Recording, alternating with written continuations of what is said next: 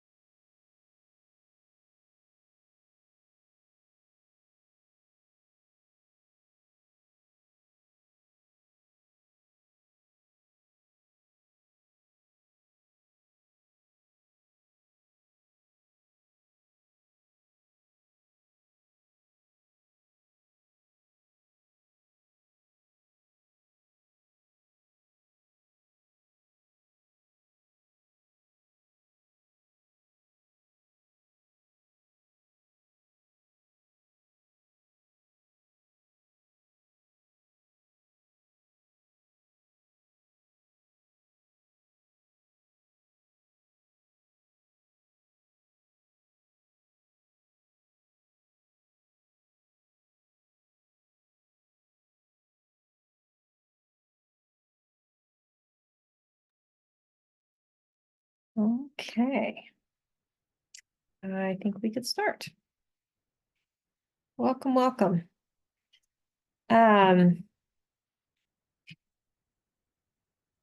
Hope you all are doing well on this Thursday, second class period of the week, but we didn't meet on Tuesday because of the snow.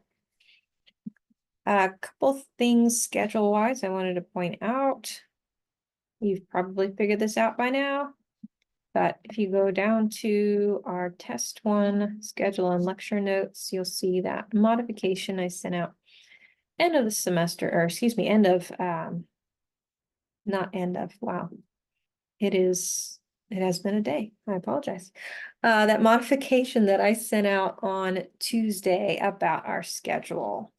We had, as mentioned, a campus closure on Tuesday this week. So we had a snow day, which meant that our schedule got bumped by a day. So we had snow day on Tuesday, and then today is test review.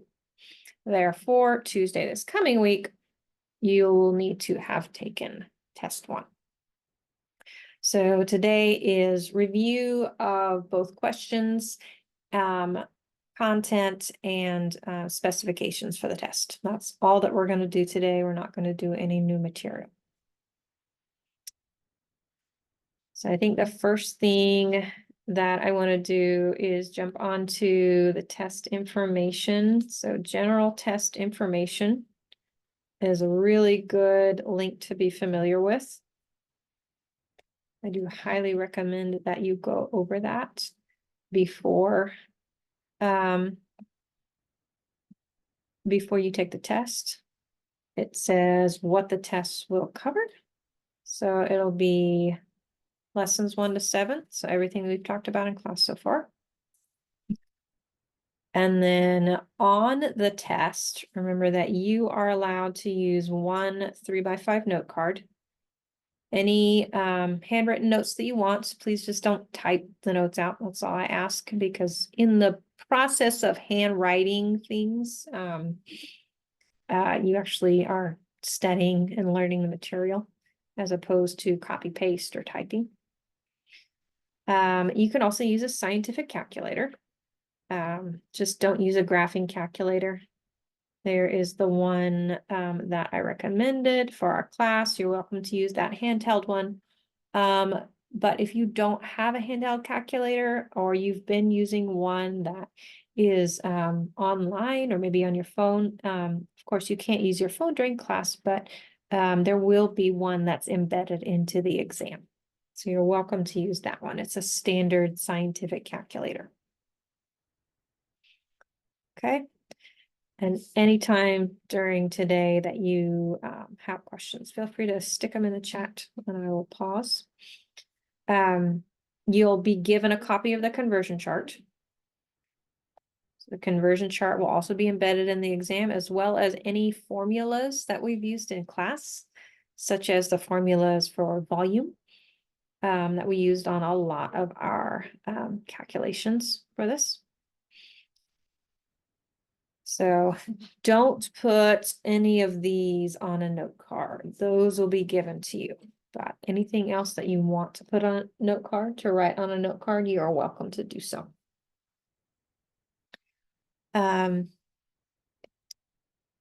Loose pages of blank scratch paper, I do highly recommend that you use. So scratch paper, definitely would recommend that you make use of. Just make sure that it is blank when you start the test. You will have an option to submit your scratch paper same day as the test. And so this link, test 1 scratch paper, is available for that. My only request with the scratch paper is that you be clear and organized with it. Number your problems. It's hard for me to submit partial credit or possible partial credit if I can't follow your work. So make sure you number your problems, be organized. write clearly, stuff like that, when you are making your scratch paper. Your scratch paper is due the same day as the test. It can't be turned in after the due date. I won't review any scratch paper turned in after the due date, but as long as you turn it in before midnight, the same day as the test, it is accepted.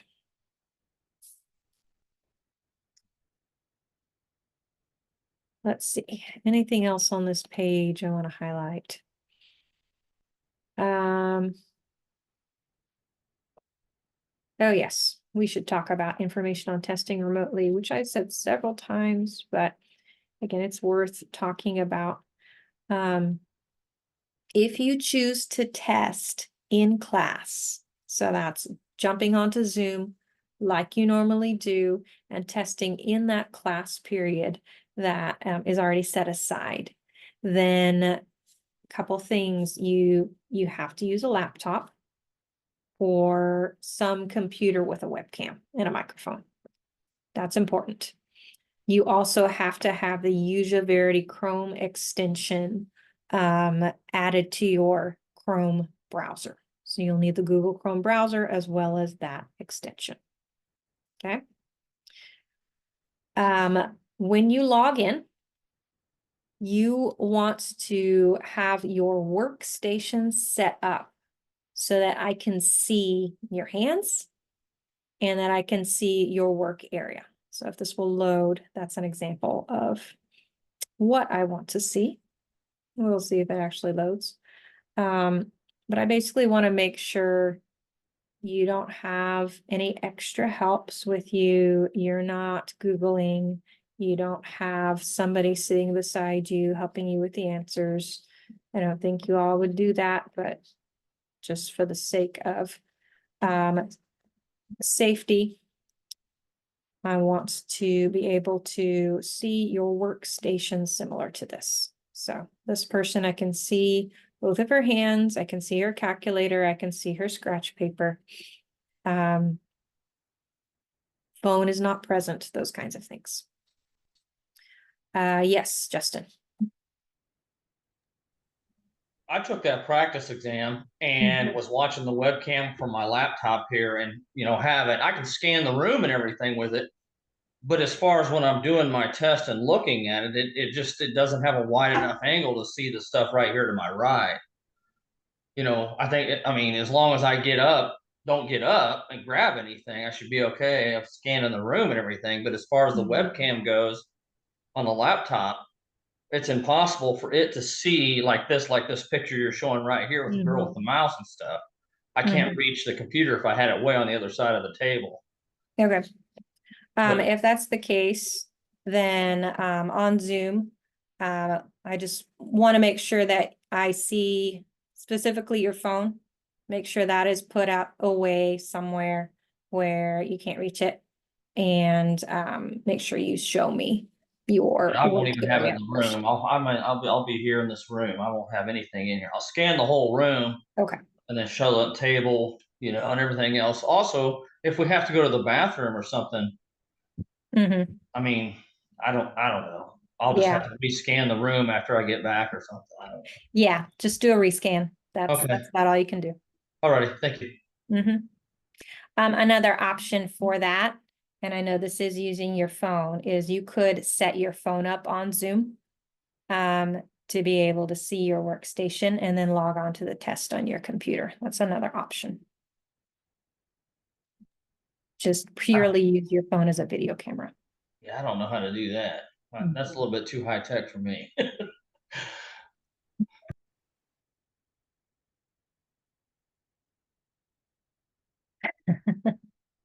Yes, Cass will do that. All right, let's see if I can get out of this one.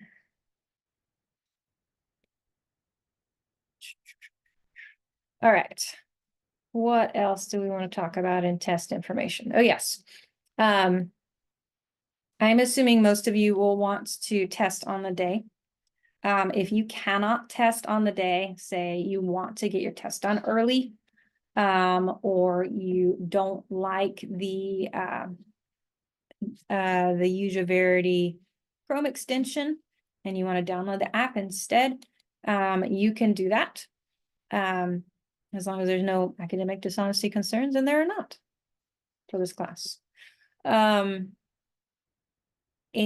for that, you need the same specifications. You need a camera. You need a microphone.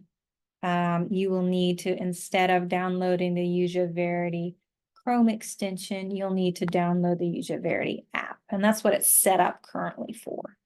So anytime from tonight now until the day of the test, you can choose to take that exam early. However, you only get one shot at this test. So if you do choose to take it early, then that's it. You can't take it a second time. Most of the instructions still hold. So the remote exam instructions, showing your workspace, that kind of thing that we talked about, apply. Yeah, do your best to show me your workstation. That is my request. We've talked about this before also, but if you can't, or would just prefer to not try to get the Userverity set up, then I can set you up in the testing center for that. But I need to know early, just so that I can let them know that you're coming. Finally, don't take the test late. Just don't do it. Every day that it is late, up to 5 days is 10% points deducted. And that only goes to 5 days. After 4 days, it's 50%, period. I won't take more off than that, but you have lots of opportunities in between now and Tuesday to take the test. So please don't make me take off points for being late. Okay, questions on that?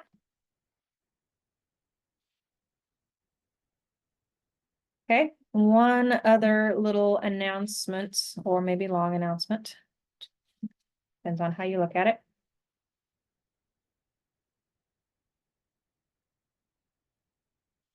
Yeah, Jason emailed me and we can talk about that for sure. I have a question. Okay, what's your question? Are we allowed to go to this on a campus at this testing center and take this test? You are allowed. It's a little bit discouraged for our class just because we're a remote class. And technically everything's supposed to be remote, but they have definitely let me allow people to test there. So if you are uncomfortable with the Userverity stuff, if you're not sure you're going to be able to get that set up in time, let me know and I can talk to the testing center and we can get you set up there.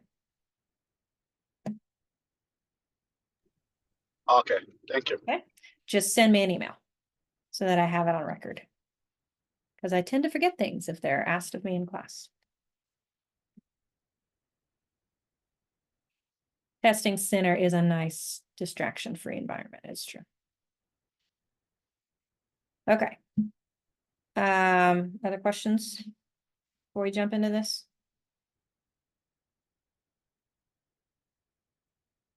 Okay. Couple things timing wise. You do get a full hour and a half for this test. However, our class period is only an hour and 15 minutes. So my plan is I am going to log in early. I'm going to log in at 3:15 and I'm going to stay 15 minutes late as well. I'm going to stay until 5. So hopefully most of you can either log in a little bit early or stay a little bit late. If you want that full hour and a half and want to test during test time.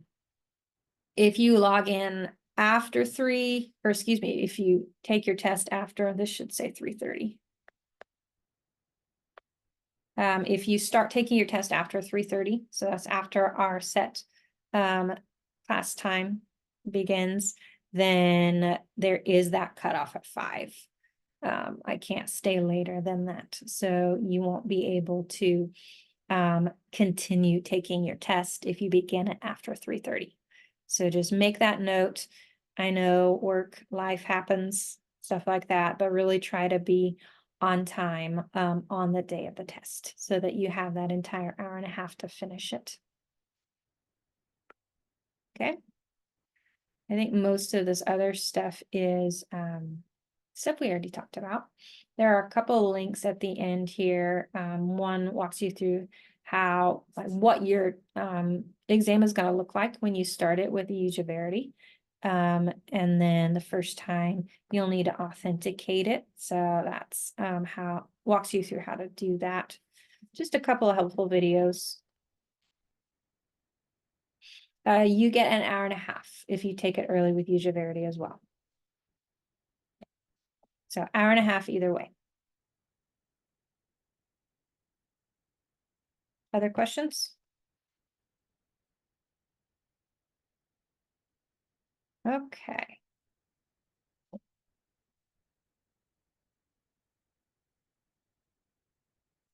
Well, let's do this then. I'm going to, I'm hoping that a lot of you have, we're not taking it today, no. We're taking it Tuesday. What we're gonna do today is do some review. So I'm gonna do this. I have a question again. Yep, what's your question? Can we print out the metric chart and then use it on the test? You can if it's the same one, if it's the same conversion chart that you have been using. And two, as long as you show me in the camera that you haven't written anything else on it. So I would need those two requirements if you want to use a paper copy of the conversion chart. Okay. Okay. But again, it's also embedded in the exam, just like it is in the practice exam. But I understand wanting to have a paper copy. Okay, other questions? Don't want to hurry things.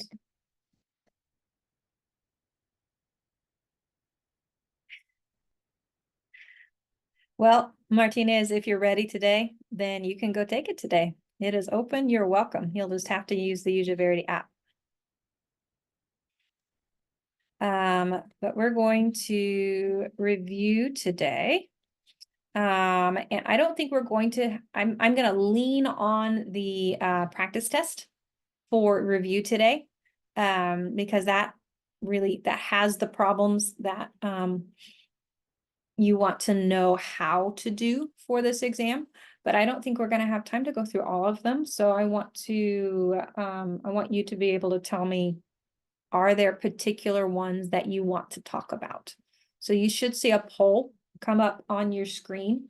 If you could select any of the problems that maybe you want to talk about, had a little more trouble with, those kinds of things.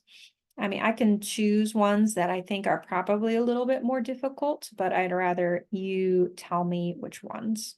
The chapter 7 stuff. Yeah, for sure. I requested a proctoring code. Okay. Email, Martinez, email me and we can talk about that.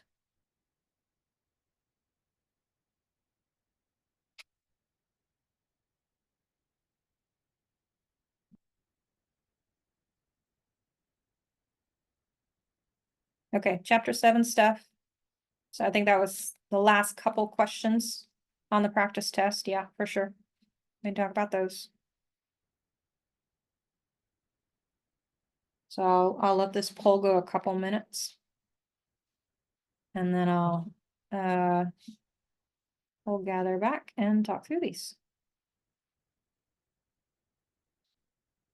And let me see if I can figure out that proctor code.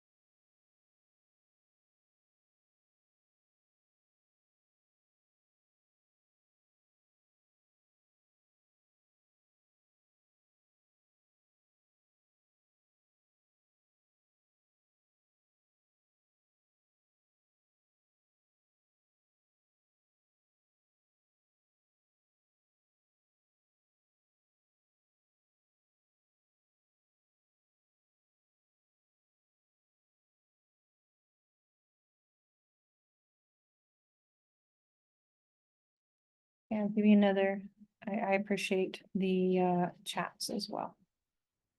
I'll give you another minute or so to chime in on the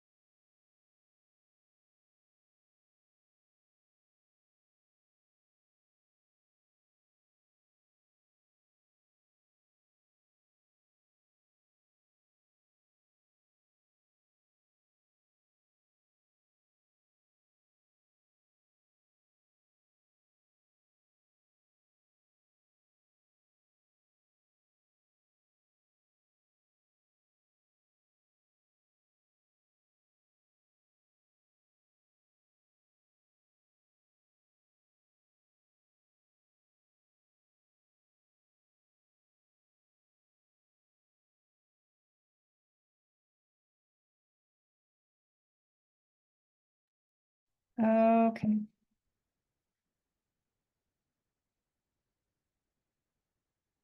I think we could end this now.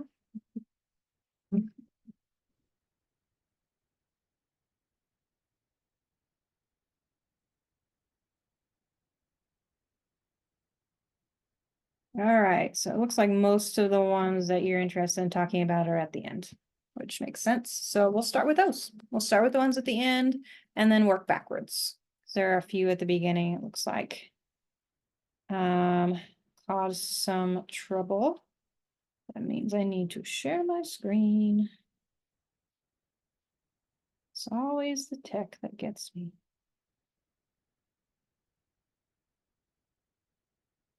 There it is.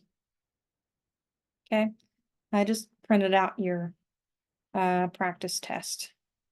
It does have the instructions. It does have the conversion chart listed, stuff like that. But let's just start at the bottom, shall we? So it looks like 21 through 22. Y'all want to talk about, and that looks like the same from the chat. Okay. Or 21 through 24, rather. Okay, so here is 21. Says a spherical water tank has a radius of 0.71 meters. We are told that we want to find how many liters of water the tank will contain when it is full. Let's see if I can create myself a little more room here. That helps a little. Okay.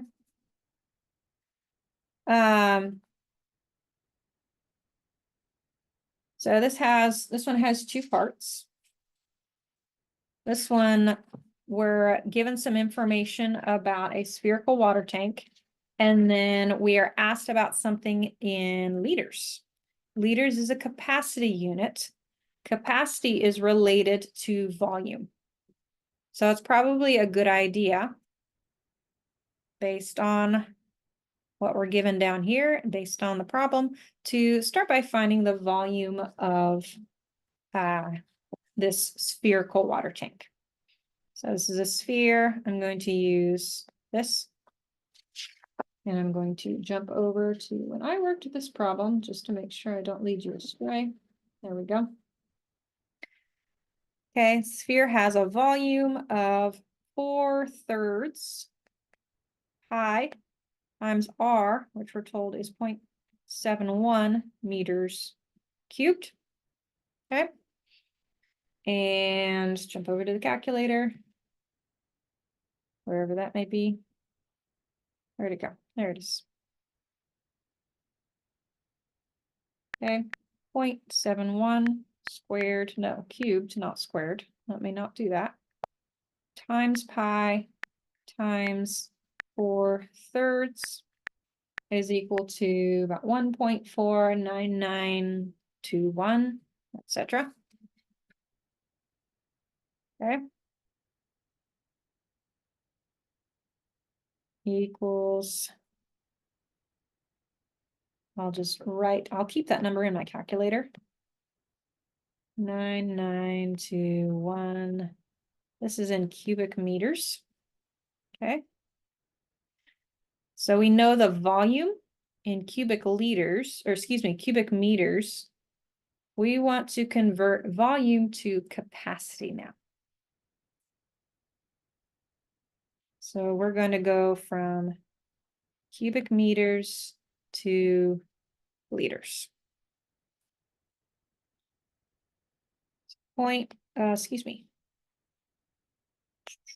Conversion chart. Where is it? 1.49921, etc. Meters cubed over 1. I want to see, do I have a conversion between meters and liters, or meters cubed and liters? Those are both metric. So I'm going to look at the metric capacity measure equivalents. It looks like right here, I do have a direct conversion between the two. So 1,000 liters is equal to 1 cubic meter. Okay. So 1,000 liters is equal to 1 cubic meter. I'm going to put cubic meters on the bottom, liters on top. 1,000 here, 1 on bottom. I can multiply my number that I got in my calculator by 1,000 times 1,000 is equal to 1,499.21 liters.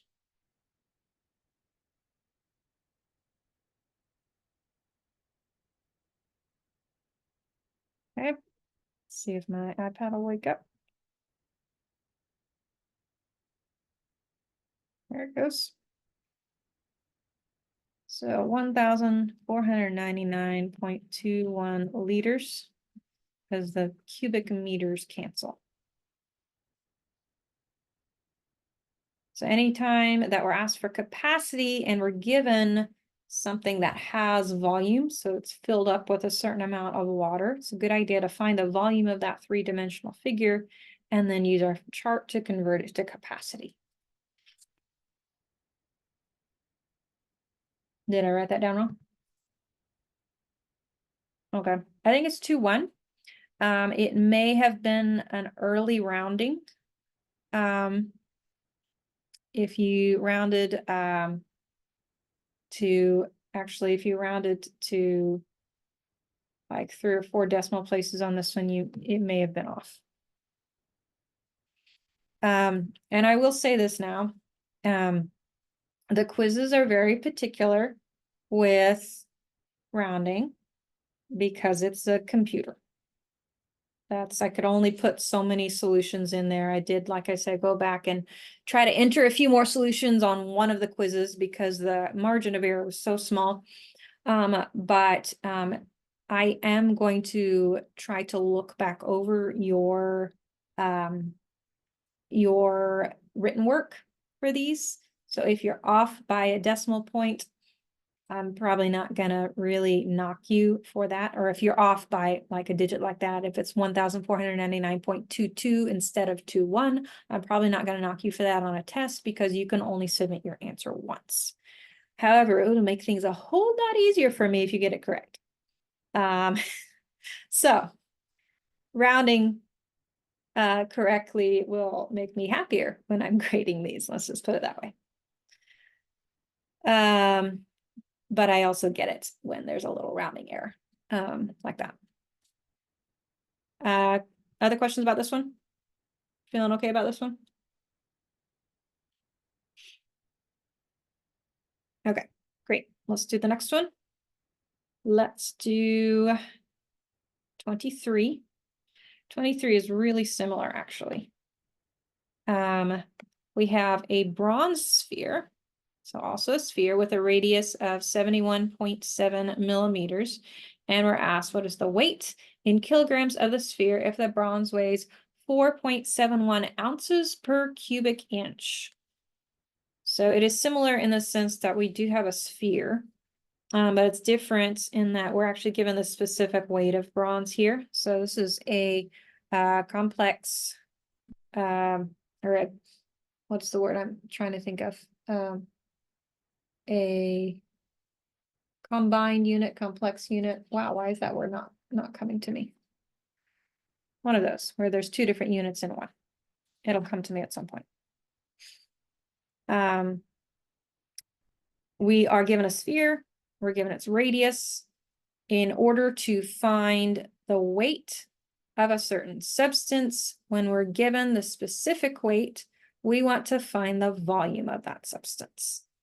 So let's use that volume of a sphere. Compound, thank you, yes. That's the word for it, compound unit.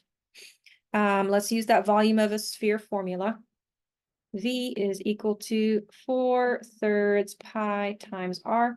My radius is 71.7 millimeters. And we're cubing that. So back to our calculator. And we have to remember to do the exponent first, of course, on these. 71.7, I'm going to square that. Multiply that by pi times 4/3, just like we did the previous one. So we get, did I square that? Oops, maybe that didn't look right. I apologize. Let's cube it. 71.7 cubed. There we go. Times pi times 4/3. There we go. That looks more like it. 1,543,995, etc. Let's just leave that guy in our calculator, because I don't want to write that down frequently. Don't want to type that out again. 1,543,995.664, etc. And now my units are in cubic millimeters. Okay, so we have the volume. Unfortunately for us, we are given the specific weight in ounces per cubic inches. So in order to make use of this volume, I have to convert the volume from cubic millimeters to cubic inches. Okay. Let's look at the conversion chart.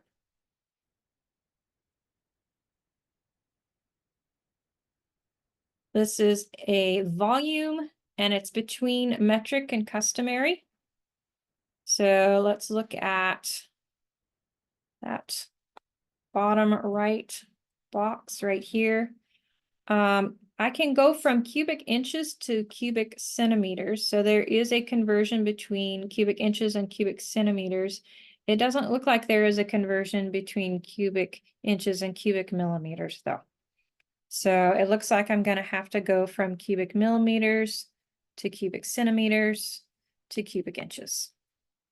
So I'll need two different conversions here.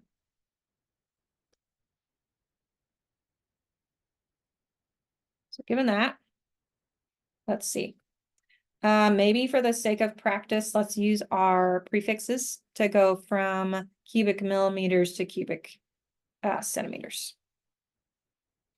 Let's go from cubic millimeters to cubic centimeters. King Henry died. Ooh, there we go. Unusually drinking chocolate milk, but we are in volume here.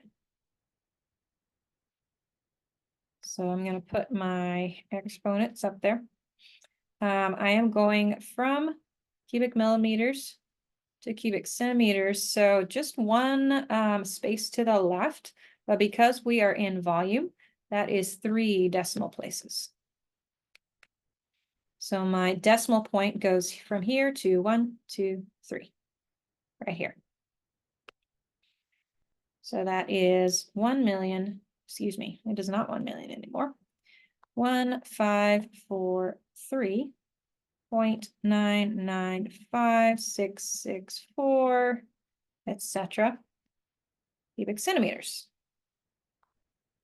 over 1.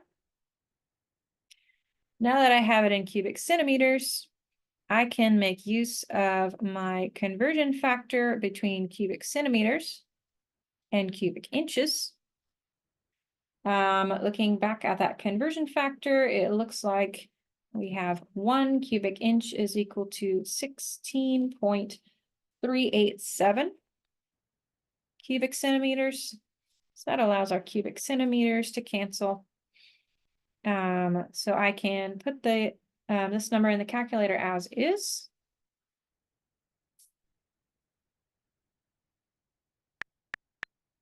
So 1,543.995663, etc. Divided by 16.387. I did use the original number in the calculator, but if you'd use that number rounded to 6 decimal places, it would have been fine for this one. 94.22 should be our solution. 94.22 cubic inches. No, not cubic inches. What am I saying? I'm sorry. I just realized there's more to this problem. I did too many of these the other night. Didn't I? Okay. Let me create some room here. Okay. And bring this up here. Nope.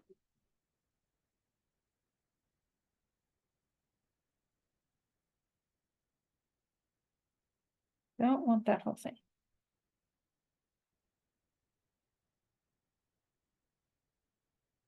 Okay. Oh, that's why I did that. Okay, I understand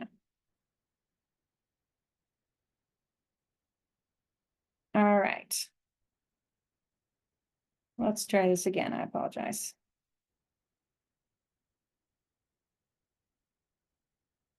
So we have now obtained cubic inches. Yes, we've got to go from ounces to kilograms, exactly, or 2 ounces from ounces to kilograms. So we've got that number in our calculator. We want to somehow be able to multiply by that specific weight of bronze, which is 4.71 ounces per cubic inches. Inches cubed. Okay. We have been able to cancel the inches, but we want weight in kilograms. So let's go ahead and convert ounces to kilograms before we finish this up. Okay. So times the specific weight, ounces per cubic inch. And then I want to get from ounces to kilograms. I believe that there is a direct conversion there. Let's go ahead and check. This is a weight unit. There's ounces to pounds. Yeah, ounces to kilograms is right here. No, that's pounds to kilograms. Ounces to grams, tons to kilograms. Well, maybe there's not a direct. I guess I just didn't do this. Or did I? Nope, there's not a direct. I'm gonna have to go to ounces to grams and then grams to kilograms. So much work on this problem.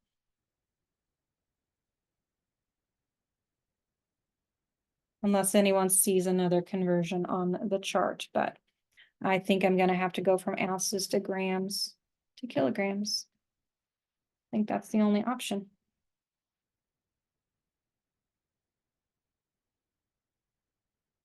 Okay. So let's go from ounces to grams. We put ounces on bottom. We're gonna put grams on top.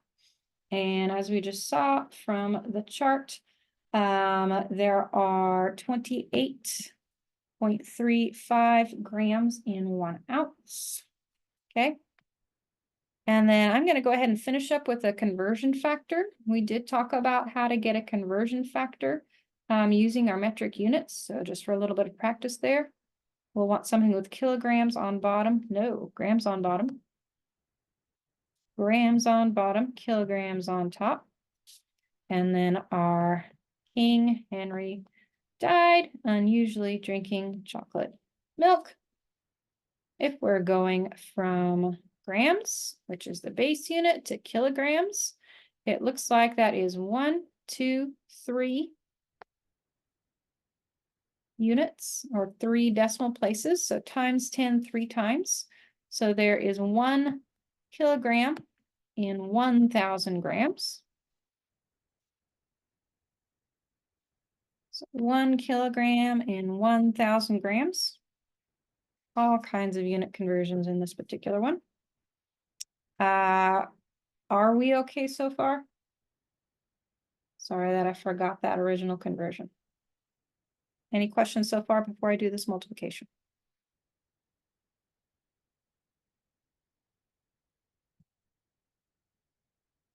Okay.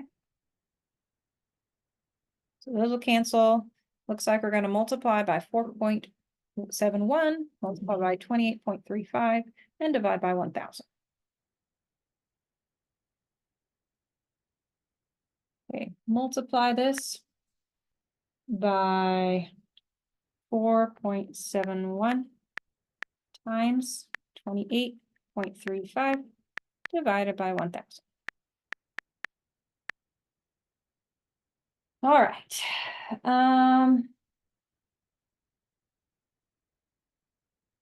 Which is not what I got earlier. Doesn't mean that it's wrong.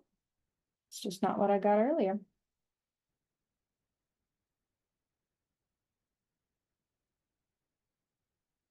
Maybe let me try that one more time. You used ounces to pounds and then pounds to kilograms. That would have worked too. What was the value that you got?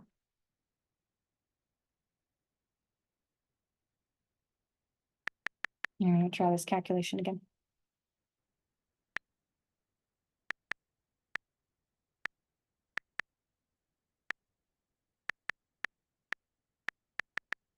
Oops. Okay. That would have been divided by 16.387. Okay. Good to know.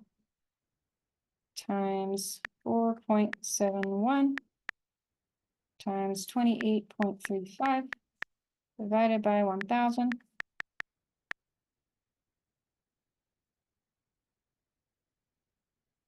Okay. Well, that's the value that I got is 12.58. So there may have been, if you go from ounces to pounds and pounds to kilograms, maybe there was a decimal point off there. Or if anybody sees something else, I probably just did this calculation too quickly the other day. Oh no, that is what I got earlier. I'm just missing my my answer. There are 5 different fractions strung together in this question. It's true. Yep.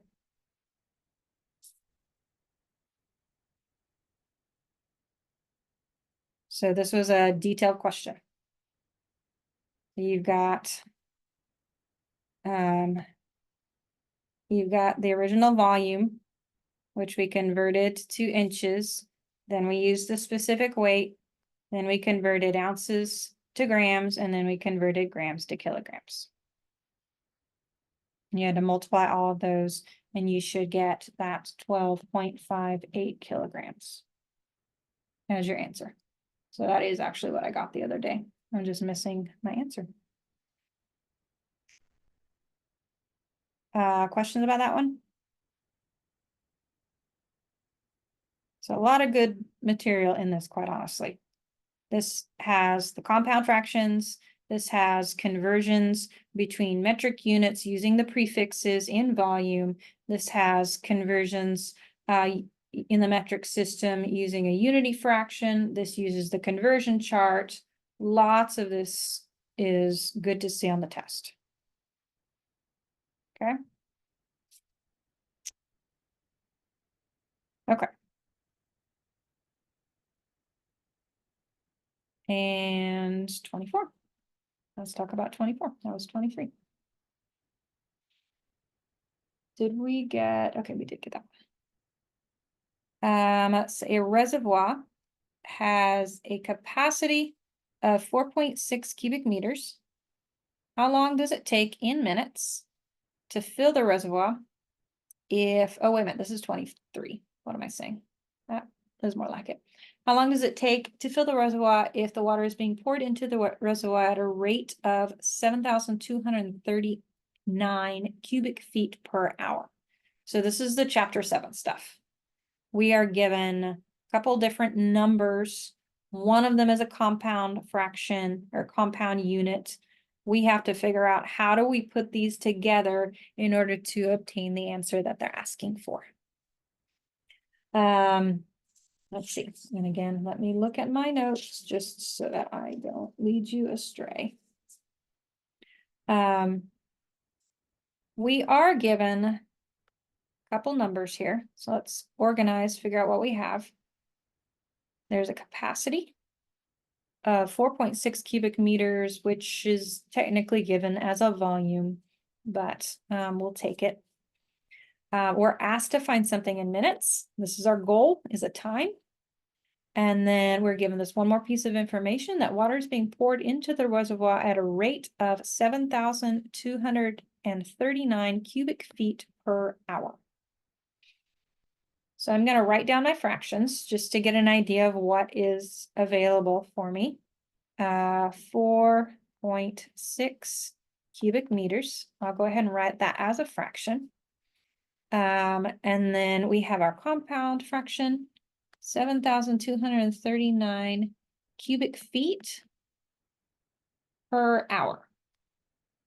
Okay, great. And our goal is time in minutes. So first of all, I'm noting I have a volume on top and another volume on top. So that won't work. I will need to flip this fraction initially. It's meters cubed. You're correct. Thank you.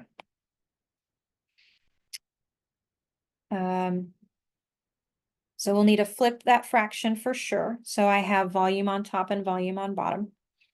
I will need to convert from cubic meters to cubic feet somehow. I'll need to go from cubic meters to cubic feet. So I'll need that conversion somewhere. And I'll also need to go from hours to minutes somehow. So that could be a path that I take to get to the answer that I want. I'm going to start by writing that initial value, the non-compound unit of the 4.6 cubic meters.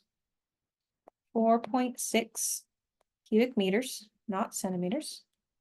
Okay. And then I am going to use this fraction at some point in time. 7,239 cubic, not cubic feet. What am I saying? Let's flip the fraction. Let's put 1 hour over 7,239 cubic feet. In between, I need to somehow get from cubic meters to cubic feet. Okay. So let's start there. Let's jump over to our conversion chart and figure out a path for that. This is again volume. We're using a lot of volume this test, it looks like, at least for the applications. Where are cubic feet? Let's see here. This is between metric and customary. So it looks like I've got cubic feet here. It looks like that is the only place I have cubic feet. So So if I can get from, well, I have it here as well, I guess. But it doesn't look like there's an easy way to get from cubic inches to cubic meters. But I could go from cubic meters to cubic decimeters to cubic feet. So I think that's the path I'll take. I don't think I'll use this guy. I think that I will go cubic meters to cubic decimeters to cubic feet. I think that's the shortest path. You could go a longer path if you wanted to, but that looks like the shortest to me. So we'll just remember that conversion.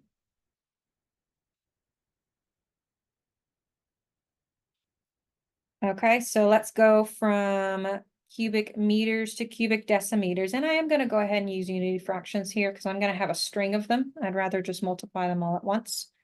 I need meters cubed here, decimeters cubed here. We need our King Henry died unusually drinking chocolate milk. And this is all volume.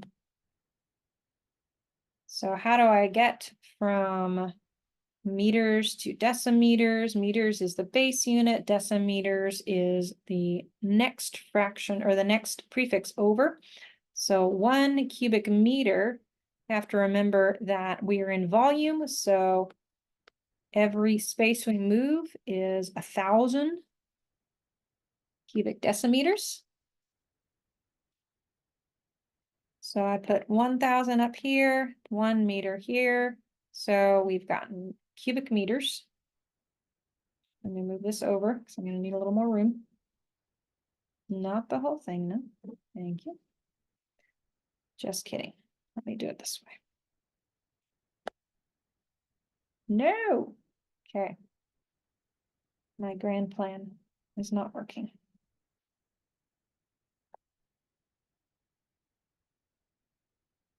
Try this again. Should have given myself more room.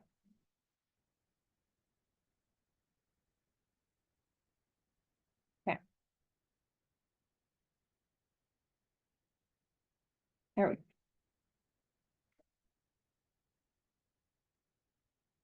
go. All right. And now we want to go from cubic decimeters to cubic feet. Is that where we're going? Okay. So I want to put decimeters on bottom. I'm going to put cubic feet on top. And then that conversion factor we found earlier said 28.32 cubic decimeters is equal to 1 cubic foot. And now I can bring back my compound unit. 7,239 cubic feet. Nope, just kidding. Try that again. Keep not flipping it. 1 hour over 7,239 cubic feet. See, I do the same thing that you all do and figure out, do I flip it? Do I not? I wrote it down wrong. Hold up. But eventually we get there. Our cubic feet cancel. So we did this. We got from cubic meters to cubic feet. We flipped the fraction. The only thing left to do is to convert the hours to minutes. This one isn't on your conversion chart, but hopefully you know that there are 60 minutes in 1 hour. Okay. All of this we can put in our calculator. We're going to multiply by 1,060, divide by 28.32, 7,239.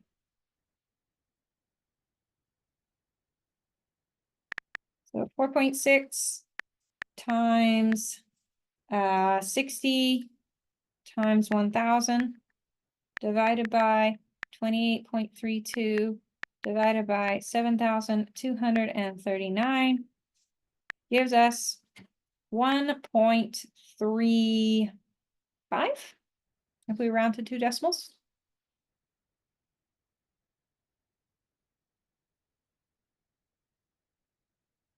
Okay. So we again have a long string of fractions. Okay, good. Glad you got that too. Good to have somebody check it. 3, 5, and it is in minutes. Our hours cancel. Minutes is the only unit that we have left.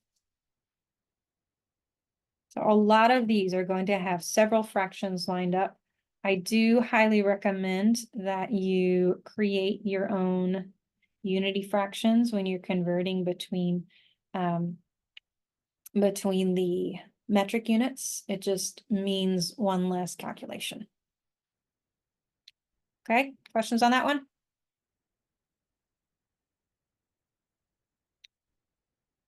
All right. The next one I think we can do. We'll do this last one in chapter 7, and then we'll jump over to some of the other problems that you all asked about. This one I've got a little more room.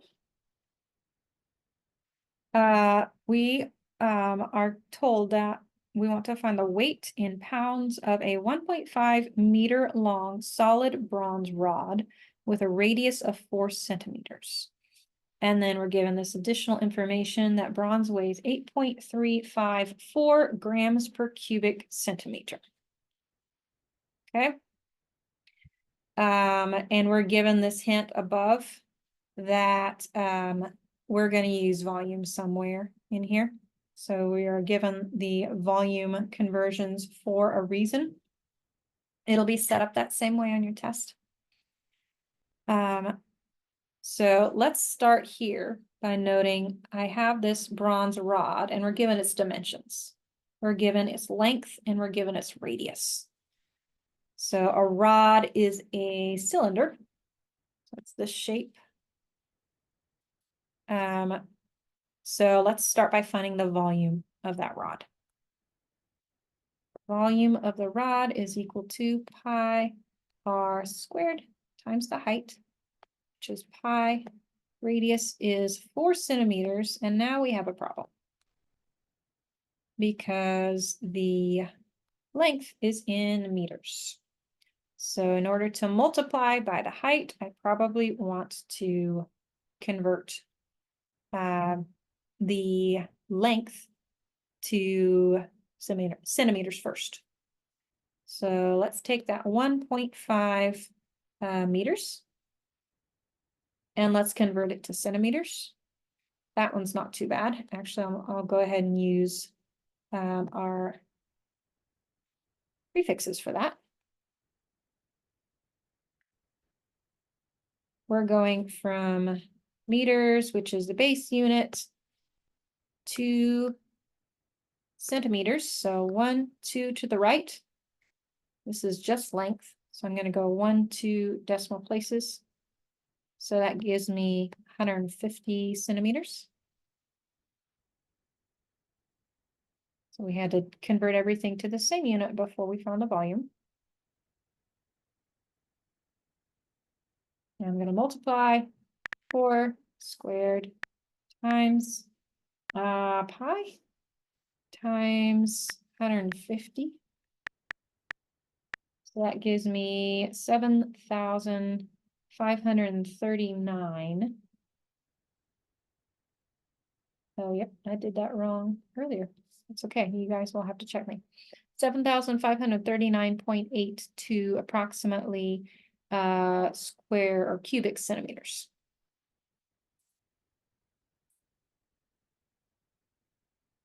What did I just say? 7,539.82. 539.82 cubic centimeters. Okay. So we've got the volume. Thankfully, we are given the specific weight in grams per cubic centimeter. We're asked to find the weight in pounds, but we only need one more conversion to go from grams to pounds. We don't need to convert between the volume units. So that's helpful here. We have that 7,539.82, etc. cubic centimeters. I'm going to put that over 1. I'm going to use that specific weight. I can actually probably use it here. Use that specific weight here of 8.354 grams per cubic centimeter, and those cubic centimeters cancel nicely. We do need to convert to pounds, so I need to find a conversion factor between pounds and grams. Jump over to our conversion chart. That's a weight unit.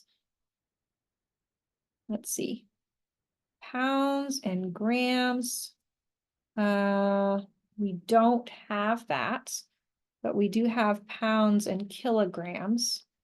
So it looks like I'm going to need to convert between or from grams to kilograms, and then from kilograms to pounds. There are, again, other ways that we could do it, but I think that's how I'm going to do this. We could instead go from grams to ounces and then ounces to pounds. That's another option. Maybe we'll do that because I already have the conversions here for that. Maybe we'll go from grams to ounces and then ounces to pounds. That could work. That's what you did. Okay, that'll work then. Let's see. This is, we're going to go from grams to ounces. So put grams on bottom, put ounces on top. And there are 28.32, I believe. Am I wrong about that? Now I'm forgetting my conversion for that one. There are 28.35 grams. Yep, in 1 ounce. Okay. 28.35 grams in 1 ounce. So that converts grams to ounces. And then I want to go from ounces to pounds. Ounces go on bottom, pounds go on top. There are 16 ounces in 1 pound. So the pounds will cancel, or the ounces rather, will cancel. And then we can multiply by the 8.354 and divide by the 28.35 and the 16.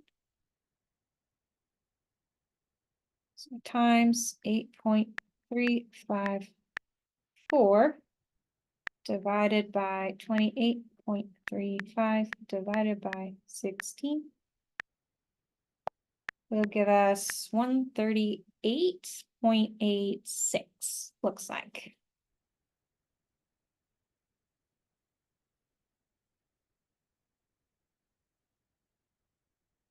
Okay, 138.86 pounds.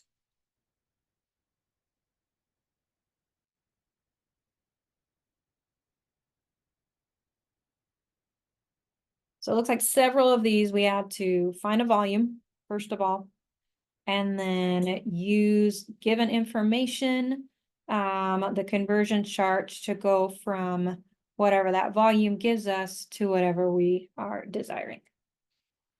Any questions on that? Are we feeling better about chapter 7? Yeah, but these are different versions from what we took as a practice, or everybody has a different version because the numbers on this one started a little different. Yeah, there will be different versions, just like the quizzes have a lot of different versions. The tests have a lot of different versions. Can I retake the practice test just for practice? And Yeah, it gives absolutely. me a different version? Yeah, it should. Okay, thanks. Okay. Great.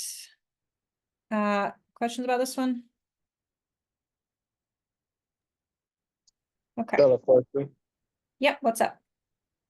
Can you do 28 28.35 grand, which I mean, can you do 28.35 plus 16 divided by the number on the top? Would that work, or you have to divide them individually? You can choose to multiply the 28.35 by the 16 and then divide the top by that. Yes. Okay. Yeah, good question. How'd I go from centimeters to grams? That was the specific weight of bronze. So that was up here. That was our compound unit for this one.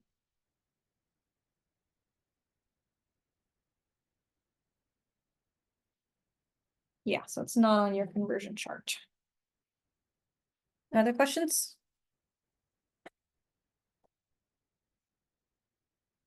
Okay, Yeah, and oops, go I'm ahead, sorry. sorry.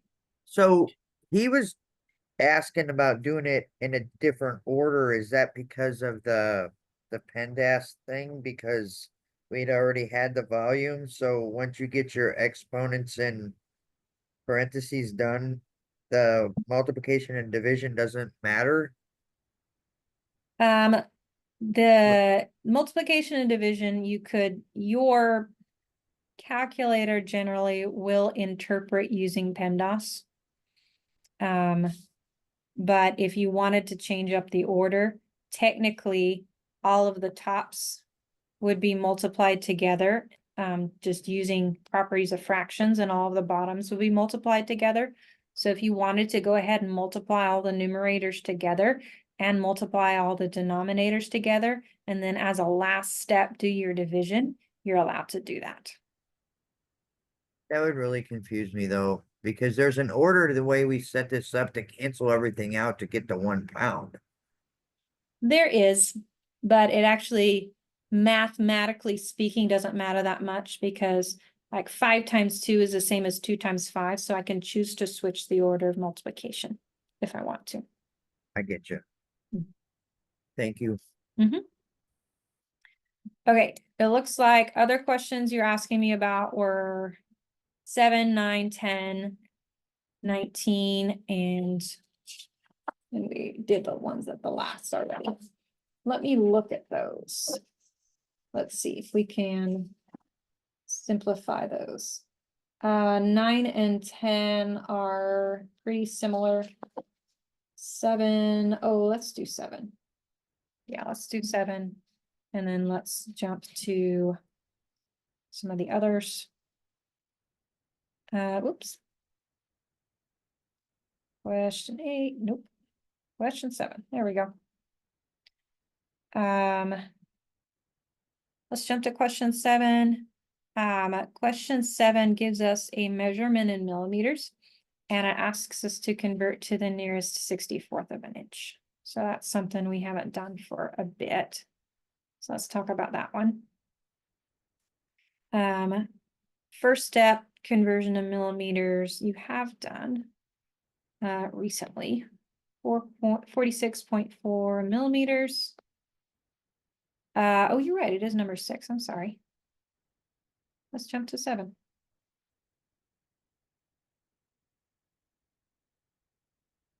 Okay, 7 is 7 and 8 are really similar. 8 and 9. Okay. 9 and 10 are similar. So we'll do one of those, and then we'll do 7 as well.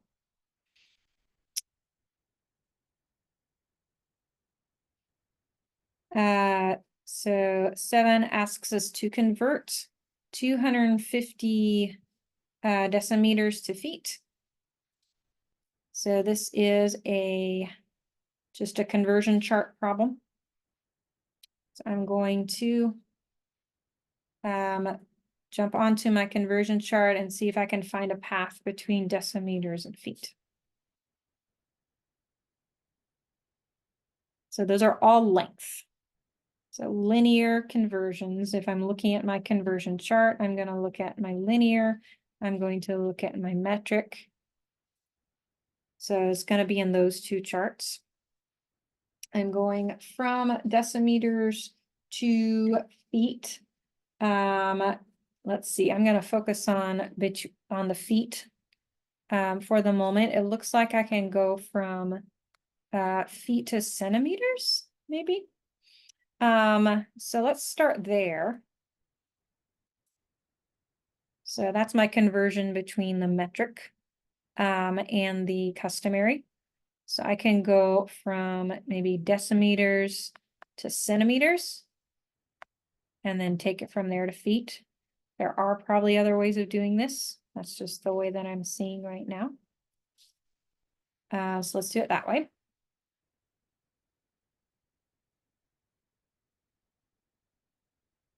Okay. So 250 decimeters.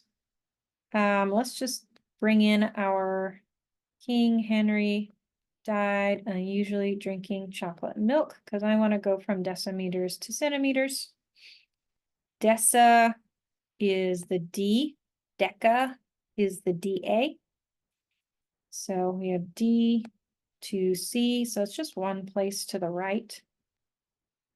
So that will give me 2,500 centimeters over 1. Okay. And then I want to convert from that to feet. It looks like we can do that. Centimeters cubed on top, or excuse me, centimeters, not centimeters cubed. Centimeters on top, on bottom, feet on top. And from that conversion chart, we have 30.48 centimeters is equal to 1 foot. So this is 1 division, 2,500 divided by 30.48. For the sake of time, I'll just say that's equal to 82.02 feet. Okay. And I did actually see a question about number 6 in the chat. So maybe let's finish up with 6. And then if you have other questions, happy to talk about them at another point in time. Maybe let's finish up with this one since we only have a couple minutes. 46.4 millimeters, we want to convert to inches and then convert to the nearest 64th of an inch.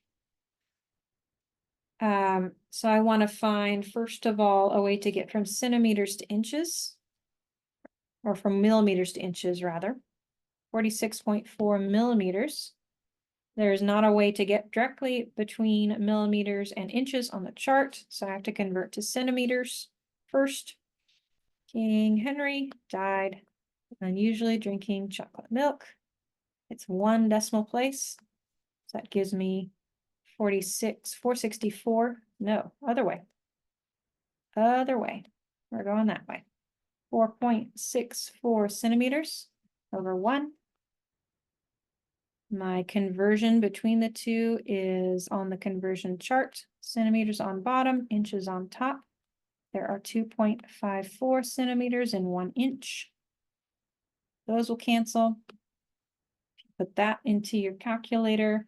You're going to get, at least this is what I got earlier, 1.83 inches.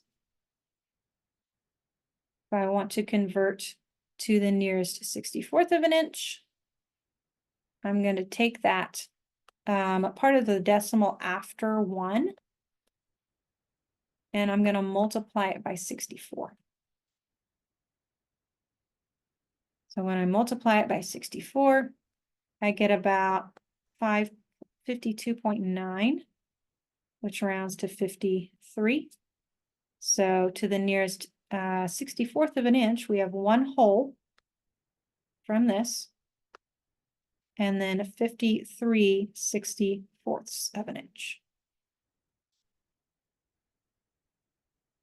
Questions on that? So that's going way Yeah. back to the first lesson. What's up? I'm just curious, what if the decimal number is on the left of the 1? Will you still be able to multiply that to the 64th? If you have something like this, you mean?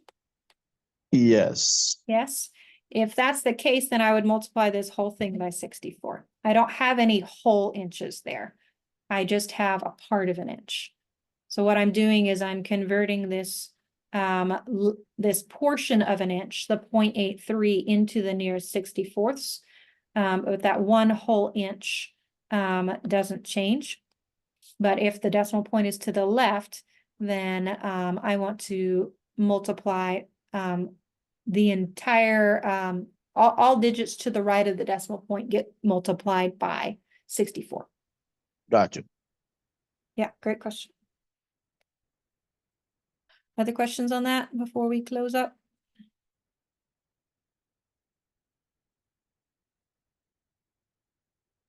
Okay, yeah, that might have been your rounding issue. That's possible. Every scientific calculator will have a pi button. Okay, before you round up, Mhm. can the practice test, Mhm. is it worth anything? Because I want to like use it as a form of way of practicing for the test. Can I do can't- that? Can you say that again? I'm sorry. Can I use the practice test and just practice over and over just for the test? Yes, absolutely. Yeah, you should be able to do it several times. Note that it is shorter or longer, excuse me, than the actual test. The actual test is 16 questions. But that practice test will give you practice on all types of questions that I might ask you for on the test. And you can do it Okay. several times. Okay, thank you. All right. That is all we have time for. I'm happy to answer questions now after class for the next few minutes at least, but I don't want to hold you past time anymore. So I will see you on Tuesday. That's our next class, I think, during test. Thank you. Thank you. Have a good day. Yeah, I just have a quick question, about, like, I just hope that I'm in the right place at the right time on Tuesday to take this test. Do I have to bring my laptop or am I using one of their computers? You can use one of their computers. They're set up, so you don't need to There's- mess with bringing your laptop. Okay, there's supposed to be a teacher in there to get me on the right page to take this. Yes. I really- Well, I can show you where it is in Canvas. You'll just have to know how to log onto your Canvas. Well, it should be the same password that I've already been using, and once you get on the Canvas, it should be, well, maybe you just show me so I know what I'm doing to some extent.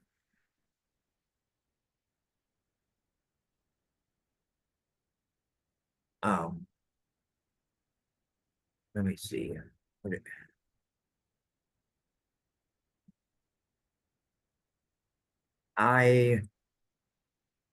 if you go to modulars, right? To the modules.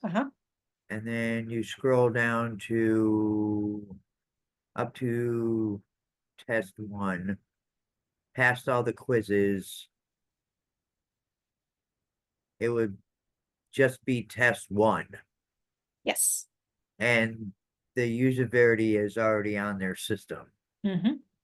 and that should just get me where I need to be. Yes, it will just get you where you need to be.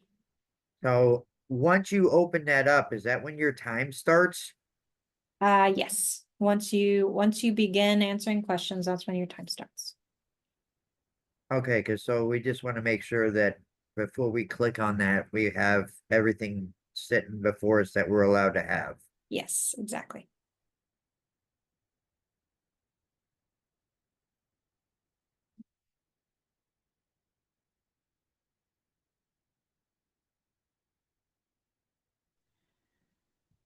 Justin, the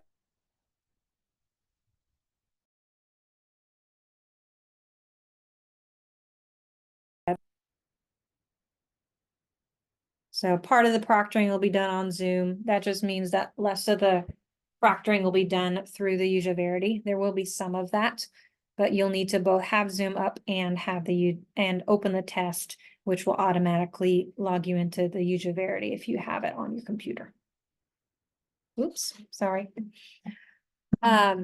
You will need to show up on Zoom, yes. And then just stay on Zoom for the entirety of the test. So once you're on Zoom, you can jump onto the exam, which should automatically, if you have the User Verity downloaded, it should automatically kick onto the User Verity. Do not know what's going on here. You're welcome. Professor, I have a question. Okay. On one of the questions on the quiz number 7, Mm-hmm.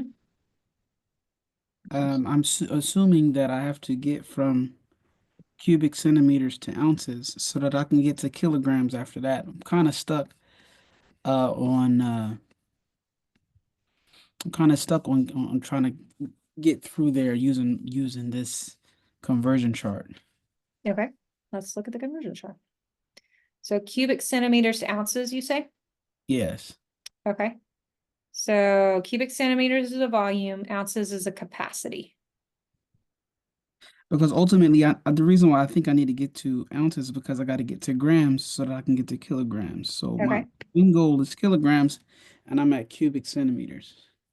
you're at cubic centimeters. Okay. Let's see here. So it looks like, can you see my screen? Yes. Okay. Looks like here we've got cubic centimeters to fluid ounces. So fluid ounces and ounces you can think of as equivalent. Oh, okay. Did I misunderstand you then? Did you say, or did we learn that fluid ounces and ounces are different? We didn't really talk about that. No, so that's a clarity I didn't make in class. But you can assume that here. Okay, well then that solves it because I was Okay. my problem was I thought with I don't know if I got it from the video or maybe you mentioned it, but I had Gotcha. Yeah, no, we didn't. They are a bit different, but you can use it here. okay. Okay, I'll try that then. Okay, sounds good.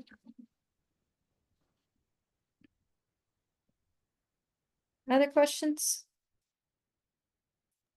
No, thank you. Have a good evening. You too.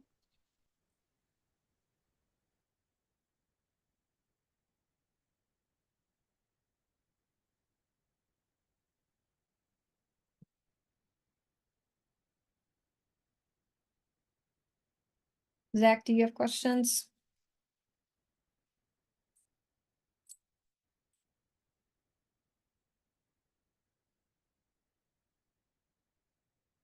Okay.